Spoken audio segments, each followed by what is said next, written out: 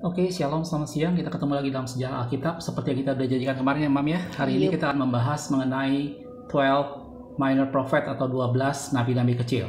Oke, seperti biasa melalui sejarah Alkitab ini kita akan lebih mudah memahami dan mengerti firman Tuhan kalau kita mengerti sejarah Alkitab.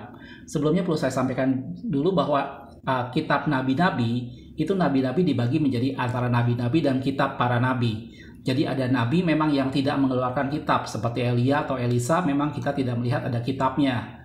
Tetapi dalam firman Tuhan ada yang disebut dengan kitab para nabi, yaitu nabi-nabi yang menulis dalam sebuah kitab dan dibagi dua menjadi nabi besar dan nabi kecil. Dan kita tahu nabi besar di sana adalah siapa aja? Yesaya, Yeremia, Daniel, dan Yeskiel ya. Itu ada 4 nabi besar. Dan sisanya ada 12 nabi kecil, itu mulai dari Hosea sampai dengan Maleaki. Nah, pemisahan besar atau kecil ini itu tidak dibedakan dari hal-hal yang lainnya ya, Mam. Cuma dilihat dari panjang kitab itu sendiri. Pasalnya ada berapa banyak ya, Pak gitu ya. Jadi pada video ini kita akan mengoverview secara keseluruhan 12 kitab nabi kecil, mulai dari Hosea sampai terakhir Maleaki. Yang tentunya ini hanya overview secara garis besar untuk kita bisa lebih mengerti latar belakang penulisannya, isi nubuatannya tentang apa gitu ya. Sekali lagi untuk lebih jauhnya Anda boleh membacanya sendiri gitu ya. Oke ya, Mam ya, siap ya? Oke. Sebelumnya saya akan bacakan satu ayat dalam Lukas 24 ayat 27, dikatakan seperti ini. Lalu ia menjelaskan kepada mereka apa yang tertulis tentang dia dalam seluruh kitab suci, mulai dari kitab-kitab Musa dan segala kitab nabi-nabi. Jadi jelas saudaraku, Yesus itu ada dalam semua kitab, mulai dari kitab Musa sampai dengan kitab nabi-nabi. Gitu ya, itu sekedar pengantarnya.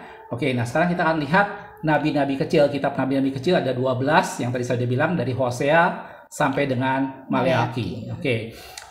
Di gambar yang pertama ini adalah overview secara keseluruhan kitab nabi-nabi kecil gitu ya. Atau nabi-nabi kecil itu sendiri. Urutannya sedikit tidak sama saudaraku dengan yang di Alkitab. Gitu, karena ini diurutan berdasarkan waktu hidupnya ya. Iya, yang di Alkitab mungkin dilihat dari pengendapannya ya. Tapi kita akan ikutin nanti urutan dari Alkitab. Tetapi secara garis besar kurang lebih inilah private minor prophetnya ya. Ini ada 12 gitu ya. Ini timelinenya kurang lebih di sini gitu ya. Anda bisa lihat di layar di video ini. Di sini ada Obadja, Yoel. Nanti masing-masing kita lihat lebih detail ya. Mungkin nanti bagian ini nanti kita akan bolak-balik ke sini ya. Oke, supaya tidak terlalu lama, langsung kita mulai dari yang pertama yaitu Hosea. Ya. Oke, silakan Mam untuk Hosea, Mam. Ya. Nabi Hosea ya, Pak ya. Nah, di sini kita udah katakan bahwa arti nama Hosea itu adalah salvation, Pak. Salvation ya, keselamatan. Itu penulisannya dari 750, diperkirakan ya. Ini perkiraan ya, 750 sampai dengan 725 sebelum Masehi, dan isinya ada 14 pasal ya. Paling banyak itu, Pak. 14 pasal ya. Kalau Anda pernah nonton video kita tentang Allah yang cemburu, di sana saya pernah menyinggung juga tentang Hosea. Di mana waktu itu Hosea mendapat tindakan kenabian yang suruh Tuhan dia menikahi seorang perempuan sundal, yaitu Gomer binti Diblaim ya, yang menggambarkan ketidaksetiaan orang Israel, dan dari pernikahan itu lahir 3 orang anak, Israel, Lo-Ruhama, dan Lo-Ami gitu ya. Jadi Hosea ini, Mam, nubuatannya tentang kejatuhan kerajaan Israel ya. Iya, betul. Kejatuhan kerajaan Israel ya. Ya, kan Israel tuh jatuh karena mereka berzina ya, Pak. Iya, mulai dengan dia meninggalkan Allah, mulai dari lembu tuangan, kemudian menyembah Baal dan para dewa-dewa lainnya. Mereka meninggalkan Tuhan intinya. Jadi Hosea waktu itu menegur, bernubuat tentang bagaimana umat Tuhan sudah sangat menyakiti Tuhan. Betul. Ya, kerajaan utara khususnya ya. Dan kalau kita kembali ke timeline yang tadi, Mam, Hosea itu sendiri berada di sini ya. Berarti ini pada selang waktu di antara menjelang jatuhnya kerajaan utara ya. Israel, jadi di sini ada Judah fall. Ini Israel fall. Iya, jadi dia di sini. Inilah kurang lebih masanya Hosea. Gitu ya. Jadi Hosea memang bernubuat tentang kejatuhan kerajaan selatan. Jadi latar belakangnya di sana pada masa pemerintahan ini ya. Yerobeam bin Yoas.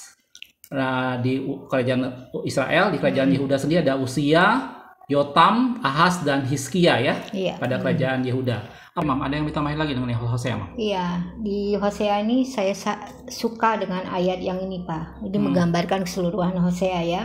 Hosea 6 ayat 6 katanya firman Tuhan, sebab aku menyukai kasih setia dan bukan korban sembelihan, dan menyukai pengenalan akan Allah lebih daripada korban-korban bakaran. Iya, iya. Di Hosea juga banyak Allah bicara mengenai pengenalan pada Tuhan. Sampai dia bilang, baiklah kita mengenal dan berusaha sungguh-sungguh mengenal pada Tuhan. Itu juga semua ada di Hosea. Jadi Hosea menekankan sekali pengenalan pada Tuhan, karena pada waktu itu umat Tuhan Israel meninggalkan Tuhan, gitu ya. Dan itu dilambangkan dengan tindakan Hosea menikahi perempuan sundal, yaitu Gomer tadi ya. Itu tentang Hosea saya rasa ya. Nah, jadi latar belakangnya adalah pada masa menjelang kerajaan Israel jatuh. Oke. Yang kedua adalah Yoel. Ya, ini adalah Yoel. Oke, kalau kita lihat Yoel. Ya, ini apa sih namanya? Yoel tuh artinya adalah Yehova is God ya.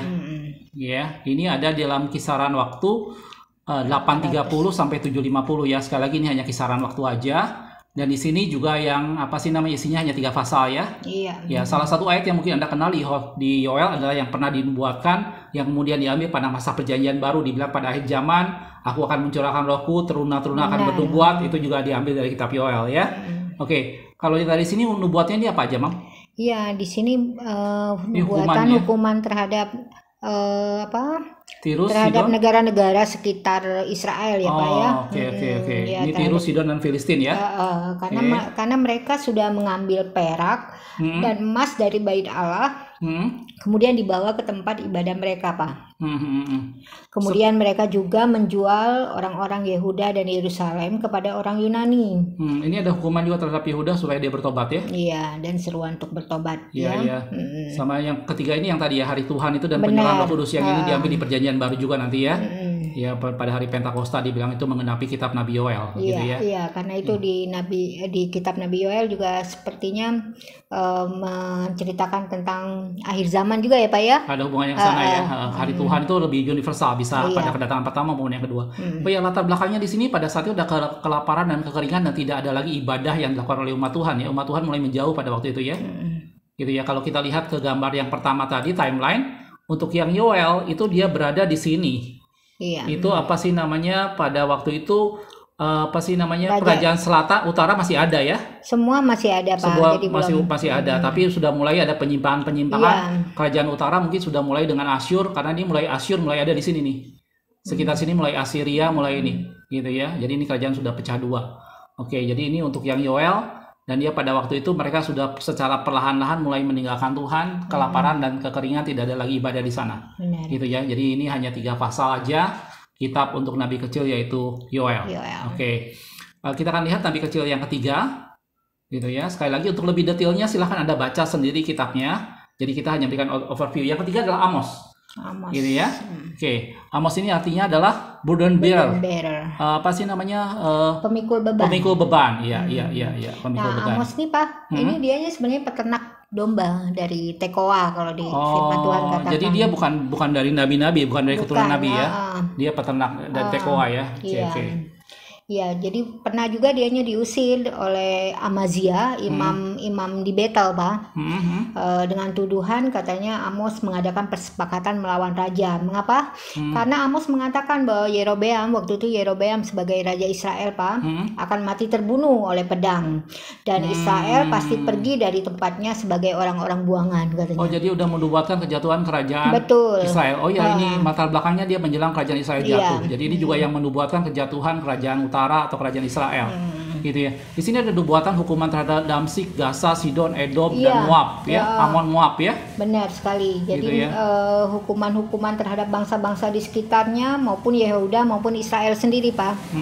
Jadi kalau dikatakan di firman Tuhan katanya ada 4 kejahatan yang dibuat oleh bangsa-bangsa ini sehingga Allah akan melakukan apa ya. Iya, ini juga Israel juga akan dibuang. Di sini banyak penglihatan-penglihatan yang ditunjukkan dalam kitab Amos ya. Betul. Ini ada belalang, api, tali sipat, bakul dengan buah-buahan. Di sini Tuhan dengan mesbah ya. Jadi banyak penglihatan-penglihatan. Gitu ya. Salah satu ayat yang menarik di Amos itu yang Papa suka itu yang apa sih namanya, berjalankah 2 orang bersama-sama apabila mereka belum berjanji. Itu salah satu perikop tentang apa sih namanya, nabi sebagai penyambung lidah Allah.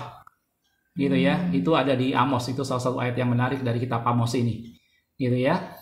Oke, itu nabi kecil yang ketiga yaitu Amos. Yang tadi kita udah lihat dia ada di apa sih namanya, coba kalau kita lihat di sini Amos dia berada dekatan dengan ini ya, sebelum Hosea malah ya. Sebelum Hosea. Dia sebelum Hosea, setelah Yoel. Jadi dia memang menjelang pada kejatuhan kerajaan utara ya, Israel fall di sini ya. Dia menjelang ini. Oke. Itu yang ketiga Amos ya. Oke, kita lanjut yang keempat saudaraku. Karena ini ada 12. Yang keempat yaitu Obadja. Ya, Obadja ini paling pendek ya, cuma satu pasal aja. Cuma satu pasal saja. Ini mungkin salah satu kitab nabi kecil yang paling pendek ya. Betul, Pak. Ya. Obadja di sini artinya adalah worshipper atau server of Yahweh, Yehovah atau God ya. Jadi dia penyembah, orang yang menyembah atau yang melayani Tuhan. Ini kisaran hidupnya 430 sampai 840 sampai 830 sebelum Masehi ya. Ini cuma hanya satu pasal. Dan di sini penekanannya adalah hukuman atas Edom, Pak. Atas Edom ya, atas Edom. Oke. Gimana itu ceritanya? Ya, Edom itu kan adalah keturunan Esau, Pak. Jadi dikatakan di sini katanya mengapa Tuhan menghukum Edom, karena mereka bergembira saat mereka melakukan kekerasan terhadap Yakub, saudaranya. Keturunan dari Yakub itu ya. Terus? Dan bergembira saat Yehuda ditawan. Kemudian mereka juga merengut kekayaan Yehuda saat mereka ditawan dan membunuh orang Yehuda yang terluput. Orang-orang Jadi dia menindas keturunan Yakub terus. Betul. Bergembira pada waktu Yehuda diserang dia. Terus merebut kekayaan Yehuda. Berarti ini settingnya menjelang Yehuda jatuh ke tangan Babilonia ya? Oh enggak, Pak. Itu masih lama, Pak.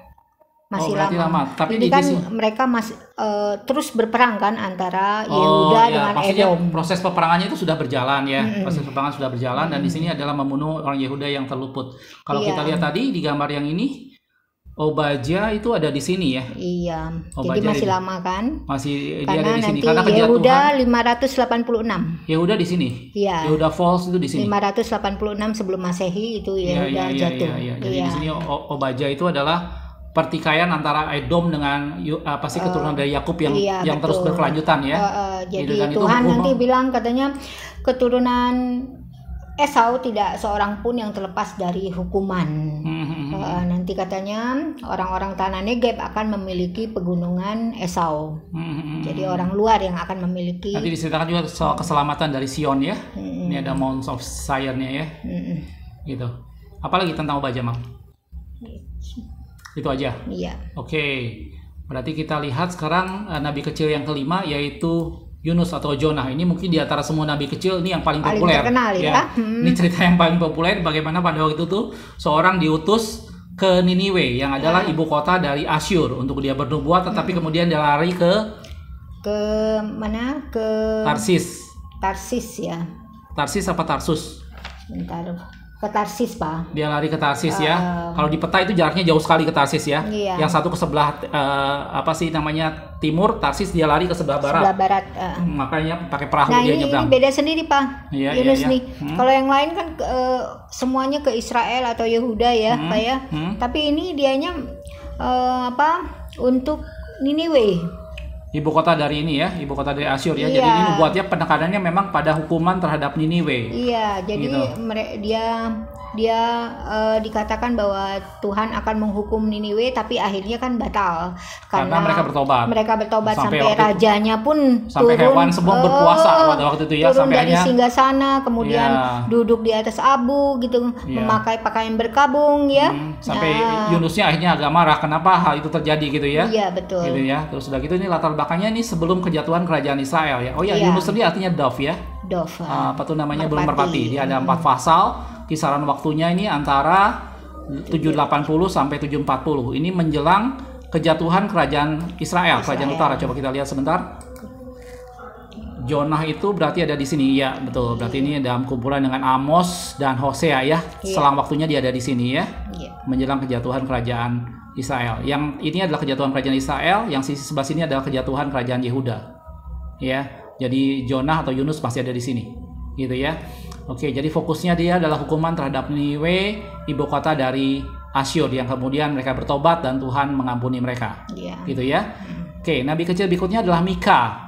Mika ini adalah nabi kecil yang ke-6 ya. Itu adalah Mika. Oke. Arti dari Mika ini who is like the Lord. Siapakah yang seperti Tuhan? Gitu ya. Ini ada pada kisaran 740 sampai dengan 700 sebelum Masehi. Sekali lagi ini hanya perkiraan aja. Dan jumlahnya ada 7 pasal ya, Mam? 7 pasal. Ada 7 pasal ya. Oke, apa aja nih tentang Mika nih? Ya, di Mika nubuatnya ya hukuman terhadap Yehuda dan Yerusalem. Gitu ya. Ini kerajaan utara hampir sebentar lagi jatuh ini. Ini waktu itu Mika kan bersamaan dengan Yesaya ya, karena banyak orang yang bahkan menganggap bahwa Mika ini adalah murid dari Yesaya gitu ya. Jadi waktunya memang hampir bersamaan dengan Yesaya, dia hukuman Yerusalem ini. Iya. Terus hari akhir nih, hari Tuhan dan kedatangan Tuhan Yesus ya. Dia bernubuat juga di sana ya. Iya. Gitu ya. Oke, terus udah gitu? Iya, jadi hukuman terhadap Yehuda, Yerusalem ya, karena ketidakadilan, kemerosotan akhlak pada mereka, kemudian berzina dengan ilah lain, kemudian juga nabi-nabinya menyesatkan juga, Pak. Jadi dosa-dosa mereka sangat-sangat membuat Allah bersedih gitu. Gitu ya. Oke, ini latar belakangnya pada zaman Yotam, Ahaz, Hizkia, Raja Yehuda. Terus dia bilang kerajaan Israel udah hampir atau sudah jatuh. Ini mulai dari mulai hampir jatuh sampai dengan dia jatuh ya. Iya. Terus luka Israel tidak dapat sembuh dan menjalar ke Yehuda. Kalau kita lihat timelinenya sebentar, coba kita lihat untuk yang apa tadi? Mika. Oh ya, Mika ini persis banget waktunya dengan Isaiah, dengan Yesaya ya. Tapi ini masih masuk kategori nabi kecil, dia ada di bawah sini. Ini posisinya bersamaan persis dengan Yesaya. Jadi banyak orang yang menafsirkan bahwa ini adalah murid dari Yesaya, dan ini persis menjelang kejatuhan dan kejatuhan. Sebelum kejatuhan sampai dengan masa kejatuhan ya. Betul. Ya, jadi dia memperingatkan apa sih namanya kerajaan utara waktu itu ya. Oke. Itu untuk Mika. Apalagi tentang Mika, Bang? Ada lagi? Sudah, itu aja. Oke. Lanjut yang ketujuh adalah Nahum ya. Oke. Nahum ini adalah juga hampir sama seperti Yunus, Pak. Sama-sama bernubuat terhadap Niniwe ya. Kehancuran Niniwe. Jadi ada dua nabi kecil yang bernubuat tentang kehancuran Niniwe, yaitu Yunus dan Nahum. Jadi bukan cuma Yunus, saudara. Cuma mungkin yang kita lebih populer adalah cerita Yunus masuk ke perut ikan sampai ada lagunya dan segala macam. Dan itu sempat menjadi ilustrasi tentang gambaran bagaimana Yesus ada 3 hari di dalam dunia orang mati dan kemudian bangkit ya, seperti Yunus 3 hari di perut ikan tadi. Tapi Nahum juga menceritakan tentang hukuman dan kehancuran kota Niniwe ya. Gitu ya. Nahum sendiri artinya consolidation ya. Consolation itu artinya, Pak? Penghiburan ya. Consolation. Ini dari 630 sampai 612 sebelum Masehi, dia hanya 3 pasal ya. 3 pasal. Jadi ini fokusnya juga terhadap Niniwe ya. Fokusnya terhadap Niniwe, tapi karena Israel sudah jatuh, Pak, Israel sudah jatuh. Jadi kalau di Yunus kan kota Niniwe akhirnya bertobat. Kalau ini enggak. Sama sekali enggak bertobat. Jadi benar-benar dihancurkan sampai Tuhan bilang ini akan dijadikan padang yang tandus. Niniwe ini. Gitu ya. Jadi pada waktu itu memang latar belakangnya Asyur sudah menyerang kerajaan utara sehingga kerajaan utara jatuh, dan Niniwe tidak sama sekali bertobat oleh peringatan Nahum ini ya. Oke. Itu berarti apa sih namanya kerajaan, dan ini menjelang kejatuhan kerajaan di Yehuda ya. Coba kita lihat timelinenya. Untuk Nahum dia berada di sini. Oh iya, betul. Iya, sebentar lagi. Dia berkumpul dengan Sefanya dan Habakuk di sini menjelang kejatuhan Yehuda. Ya, Yehuda fall ini nanti ya. Ini udah Yehuda alone berarti ya pada masa ini. Pada masa Nahum kerajaan utara udah nggak ada ya. Tinggal kerajaan selatan aja. Oke, itu untuk yang Nahum ya. Iya. Yehuda jatuh itu 586 sebelum Masehi, Pak. Perkiraan Yehuda jatuh di sana ya. Oke. Berarti Nahum waktu itu menjelang kejatuhan Yehuda ya. Oke. Nah, setelah itu adalah yang ke-8 adalah Habakuk ya. Habakuk. Oke. Habakuk ini apa sih artinya embrace. Artinya merangkul ya. Memeluk ya. Ini 612 sampai 606 sebelum Masehi. Dia hanya 3 pasal ya. Oke. Dia nubuatannya ini terhadap Babel. Ini mulai menjelang kejatuhan Yehuda, mulai menyerang. Jadi Yehuda diserang oleh Babel, sehingga Babel mulai seperti menindas lah orang-orang di Yehuda maupun di Yerusalem. Kemudian terjadi penindasan, kejahatan, kelaliman, aniaya, pertikaian, dan Babel segala menyerang macam terus lah. ke Yehuda ya, sebelum akhirnya dia menghancurkan itu ya. Kemudian Habakuk bertanya tentang keadilan, di mana keadilan kepada Tuhan, ya. Gitu ya. Dan kemudian akhirnya kemudian dia mendapatkan penglihatan, ya. Itu sebagai jawaban Tuhan ya Pak ya. Itu bahwa Tuhan nanti akan menghukum bangsa penindas yaitu Babel itu. Oke, jadi di sini adalah hukuman terhadap Babel sebagai bentuk penghiburan karena Habakuk menanyakan keadilan Tuhan pada saat Babel ini menyerang terus Yehuda berkali-kali ya. Iya. Kalau kita lihat dari waktunya, untuk Habakuk ini dia berada di antara sini ya. Iya, betul-betul. Ini menjelang ini juga. Oh ya, Papa suka dengan satu ayat di Habakuk yang dibilang sekalipun pohon ara tidak berbunga, pohon anggur tidak berbuah, ya kambing domba terhalau dari dalam kurungan, tetapi aku akan berlari-lari dalam Tuhan yang menyelamatkan aku. Itu bagus sekali ayatnya. Oke. Ini sesuai dengan keadaan mereka saat itu. Oke, itu untuk Habakuk ya. Oke, ada yang tambahkan lagi? Sudah Pak. Oke, lanjut kita ke Sefanya yang ke-9. Ini adalah nabi kecil yang ke-9 yaitu Sefanya. Oke, Sefanya ini artinya adalah hidden by God atau apa sih namanya disembunyikan oleh Allah atau hal-hal yang tersembunyi pada Allah juga bisa gitu ya. Ini dia ada kisarannya 625 sebelum Masehi, tidak diketahui dengan pasti sampai kapan gitu ya. Ini 3 pasal ya, Mam? Iya, 3 pasal saja. Terus gimana nih tentang Sefanya nih? Iya, dikatakan di sini kan juga Yehuda hampir jatuh juga kan? Ya. Jadi ini nubuatnya mengatakan hukuman terhadap Yehuda dan Yerusalem, Pak. Berarti kemudian terhadap bangsa-bangsa di sekitar Yehuda dan Yerusalem itu ada Filistin, Askelon, Asdod, Ekron, ini Filistin semua nih. Iya, betul. Ini bangsa Filistin kemudian semua, tambah Kreti, Moab dan Amon ya. Dan di sini juga dibicarakan masalah hari Tuhan ya, perjanjian soal pemulihan. Biasanya kalau satu hal yang menarik dalam firman Tuhan, kalau Allah bicara hukuman, Allah tidak pernah lepas juga untuk menjanjikan satu pemulihan apabila umat Tuhan bertobat. Gitu. Jadi Allah tidak membiarkan umat Tuhan hanya dihukum begitu saja, tapi Allah menubuatkan juga bahwa ada pemulihan, ada hari-hari di mana Tuhan akan mengembalikan semuanya. Gitu ya. Oke, jadi latar belakang ini pada saat Isa itu sudah jatuh dan Yosia menjadi raja Yehuda ya. Ini Yosia yang terkenal pada usia 8 tahun dia menjadi raja dan membereskan segala macam ya. Kitab Taurat kembali ya. Kitab Taurat betul sekali. Itu lebih jelas mengenai Yosia Anda bisa lihat di video kita tentang raja-raja dan itu ya. Jadi ini Nahum, Sefanya berada di kelompok ini juga. Nahum, Habakuk dan Sefanya. Ya, jadi ini menjelang kejatuhan kerajaan Yehuda ya. Biasanya di sana kalau kita bicara kerajaan Yehuda, memang yang paling sering kita bicarakan adalah nabi besar, yaitu 3 nabi besar yang utama itu yaitu Yeremia, Daniel dan Yeskiel. Kalau kita bicara kejatuhan Yehuda, selalu kita fokus pada 3 nabi besar ini gitu ya. Daniel yang dibuang pada pembuangan pertama pada zaman Raja Yoyakim ya. Kemudian Yeskiel yang kedua pada zaman dari Yoyakin, sementara Yeremia tidak dibuang. Dia melihat kenyataan itu semua sehingga Yeremia menulis kitab ratapan ya. Tapi di samping 3 nabi besar ini juga ada 3 nabi kecil yaitu Nahum, Sefanya dan Habakuk yang berada pada waktu yang kurang lebih sama. Gitu ya. Oke, sekarang setelah Sefanya ada Hagai. Berikutnya adalah yang ke-10 ya. Yang ke-10 itu adalah Hagai. Hagai itu artinya festif. Satu perayaan gitu ya, satu sukacita, satu perayaan. Ini ada di 520 sebelum Masehi ya. Hagai hanya 2 pasal gitu ya. Di sini apa?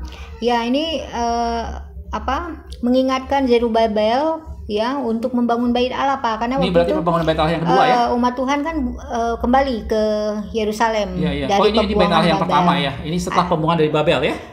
Pembuangan dari Babel. Setelah dari pembuangan dari Babel, waktu itu Zerubabel yang jadi dari umat Tuhan kembali dari pembuangan dalam 3 gelombang. Saudaraku, gelombang yang pertama dipimpin oleh Zerubabel yang bertugas membangun bait Allah, gitu ya. Itu nanti bait Allah yang pertama, karena bait Allah yang kedua nanti yang disempurnakan oleh ini bait Allah yang kedua. Bait Allah yang kedua. Yang pertama Salomo ya. Sorry, ini yang kedua. Gitu ya. Nanti gelombang yang kedua dipimpin oleh Esra, gelombang yang ketiga dipimpin oleh Nehemia untuk yang membangun tembok Yerusalem ya. Dan di sini Hagai mengingatkan Zerubabel untuk membangun bait Allah karena waktu itu banyak tantangan ya. Banyak tantangan ya. Jadi latar belakangnya kembalinya umat Tuhan dari pembuangan Babel. Kalau kita lihat timelinenya, Hagai memang berada di sini. Ya, ini adalah captives return. Jadi ini pengembalian umat Tuhan dari Babilonia setelah Babilonia jatuh di tangan Media Persia. Gitu ya, jadi Hagai ada di sini gitu. Dan Hagai ini yang memberikan pesan banyak kepada Zerubabel. Ya, kita dijanjikan di sana bahwa kemuliaan rumah yang kemudian akan lebih besar dari kemuliaan rumah yang pertama gitu ya. Gitu. Oke, ini yang Hagai. Bersamaan dengan ini juga ada Zakaria. Ada Zakaria ya. Oke. Oke, jadi nabi kecil yang ke-11 itu adalah Sakaria. Nah ini, tapi Anda harus ingat saudaraku bahwa Sakaria ini tidak sama dengan Sakaria orang tua dari Yohanes ya, Iya, papanya Yohanes itu jauh sekali waktunya. 400 tahun. 400 tahunan lebih gitu ya. Jadi bedanya. itu bedanya. Jadi ini Sakaria ini memang seorang nabi Tuhan yang artinya remembered by God. Ya, oke. Diingat oleh Tuhan. Diingat oleh Tuhan ya. Ini dari 520 sampai 480 sebelum Masehi. Sekali lagi ini tidak sama dengan Sakaria ayah dari Yohanes Pembaptis karena itu ada di awal tahun 0 Masehi atau sebelumnya beberapa tahun sebelumnya. Jadi ini bedanya ratusan tahun. Betul. Gitu ya. Dan Sakaria ini termasuk panjang karena ada 14 pasal di sini ya. Iya. 14 pasal. Iya, banyak sekali penglihatan, Pak. Iya. Dan di sini juga banyak sekali tentang Mesias ya. Ini ada 8 penglihatan ya. Ini sangat banyak sekali. Ini ngomongin soal Sang Tunas dan Mesias juga ya. Yang ini nanti diproyeksikan ini nubuatan tentang Yesus ya. Iya. Oke, terus di sini ada akhir zaman juga. Dan ada keselamatan untuk bangsa-bangsa ya. Iya, Bang. Latar belakangnya juga sama ini ya, untuk pembangunan bait Allah pada zaman Serubabel ya, oleh Serubabel ya. Salah satu ayat yang Papa suka di Sakaria itu yang dikatakan, katakan kepada Serubabel bukan kuat, bukan gagah, tetapi oleh karena Rohku, firman Tuhan semesta alam ya. Itu yang Sakaria. Kalau kita lihat timelinenya, ya Sekaria ini ada persis dengan Hagai di sini. Iya. Gitu. Oke, itu untuk Sakaria pada zaman itu. Nanti setelah itu ada yang ini paralel juga dengan pada masa Esther. Jadi Esther ada di media Persia pada waktu itu ya. Oke. Nabi kecil yang terakhir adalah Maleaki ya. Oke. Nah, Maleaki ini sedikit unik ya, Mam ya. Karena Maleaki pada waktu itu umat Tuhan sudah ada di Yerusalem, bait Allah sudah berdiri, segala sesuatu sudah stabil ya, sudah settle ya. Tetapi yang terjadi kemudian umat Tuhan mulai meninggalkan Tuhan. Mereka mulai hal-hal dosa-dosa yang lain ya. Jadi ini latar belakangnya memang bait Allah Serubabel sudah berdiri. Mereka sudah ada di Yerusalem dengan segala sesuatu yang sudah stabil di sini. Tapi justru itu membuat mereka meninggalkan Tuhan, gitu ya. Ini dosa-dosa umat Tuhan. Iya, mereka misalkan imamnya, dikatakan imamnya mencemari korban, kemudian imamnya membuat banyak orang tergelincir karena pengajarannya, Pak. Kemudian di pasal 2 juga Tuhan tidak suka dengan orang Israel yang kawin campur dan bercerai juga, Pak. Iya. Nah, di pasal 3 mulai ada seperti nubuatan mengenai menjelang perjanjian baru ya. Iya. Masa-masa tentang Yohanes Pembaptis gitu, Pak. Iya. Dan terakhir ini ada hari Tuhan juga ya. Iya, betul. Oke, jadi ini Maleaki ini adalah akhir dari perjanjian lama, saudaraku, dan itu adalah masa di mana umat Tuhan sudah mempunyai bait Allah, mereka sudah kembali dari pembuangan dan mereka berada dalam kondisi yang stabil di Yerusalem, tetapi mereka sangat meninggalkan Tuhan. Gitu. Dan itu menjadi malaikat dipakai Tuhan untuk menggambarkan masa menjelang perjanjian baru. Dan setelah masa ini ada yang disebut dengan Dark Ages 400 tahun ya. Di mana di sana tidak ada firman Tuhan yang disampaikan lagi ya. Karena Maleaki sendiri dari 445 sampai 432. Gitu. Jadi setelah Maleaki memang kita tidak menemukan lagi kitab apa-apa. Ini adalah nabi kecil yang terakhir dan dia membuka pintu menuju perjanjian baru. Gitu ya. Dia menulis dalam 4 pasal. Kalau kita lihat dalam timeline yang tadi, Maleaki itu di sini ya, terakhir ya, di post exile. Ini paling terakhir adalah Maleaki. Nah, di sini nanti adalah dosa-dosa umat Tuhan sampai waktu itu Tuhan ada ayat yang dibilang ujilah aku, masa aku tidak membuka tingkap-tingkap langit. Kalau kamu membayar perpuluhan gitu ya. Itu menekankan bahwa betapa mereka sudah meninggalkan Tuhan dan Tuhan dengan sangat marah mengungkapkan hal-hal seperti itu supaya mereka kembali pada jalan-jalan Tuhan. Gitu ya. Dan setelah ini masuk masa Dark Ages tadi ya, di mana tidak ada firman Tuhan, tidak ada nabi Tuhan, dan kemudian masuk nanti masa perjanjian baru di mana semuanya berubah dari perjanjian yang lama menjadi perjanjian yang baru. Ada mungkin yang mau ditambahin lagi, Bang? Itu cukup, Pak. Oke, jadi itulah 12 nabi kecil kitab nabi kecil yang ada dalam firman Tuhan, mulai dari Hagai sampai dengan Maleaki. Kurang lebih secara umum setting waktunya itu adalah mulai pada zaman raja-raja. Kemudian mereka pecah kerajaan jadi 2, kemudian Israel jatuh, Yehuda jatuh, mereka kembali dari pembuangan, membangun bait Allah, dan akhirnya pada Maleaki semuanya udah selesai, tapi mereka kembali meninggalkan Tuhan. Gitu ya. Dan itu Tuhan berinisiatif dari sejak awal bahwa keturunan dari perempuan ini akan menginjak kepala ular itu, gitu ya. Dan itu memproyeksikan kedatangan Yesus setelah zaman Maleaki itu dan kita masuk pada masa perjanjian baru. Jelas, saudaraku? Itu aja kita rasa ya. Yang perlu tentang 12 nabi-nabi kecil ini. Tapi di kitab nabi-nabi kecil ini banyak sekali tentang nubuat kedatangan Yesus ya, Pak ya? Iya, jadi kedatangan Yesus memang dalam firman Tuhan yang tadi kita di awal bahwa Yesus menerangkan semuanya bahwa dia ada pada kitab Musa dan kitab nabi-nabi. Jadi baik kedatangan yang pertama maupun kedatangan Kristus yang kedua, semuanya sudah dinubuatkan oleh nabi-nabi. Iya. Gitu ya. Jadi kita lihat semua pengenapannya. Dan kalau Anda tertarik untuk melihat lebih jauh lagi, silahkan Anda baca sendiri dari mulai Hagai sampai dengan Maleakhi. Ini Hosea sampai dengan Maleakhi ya. Jadi ini kurang lebih hanya gambarannya supaya kita bisa lebih memahami waktunya kapan, pada saat seperti apa itu ditulis. Oke. Makasih sudah menonton. Kita ketemu dalam sejarah Alkitab berikutnya. Tuhan Yesus memberkati.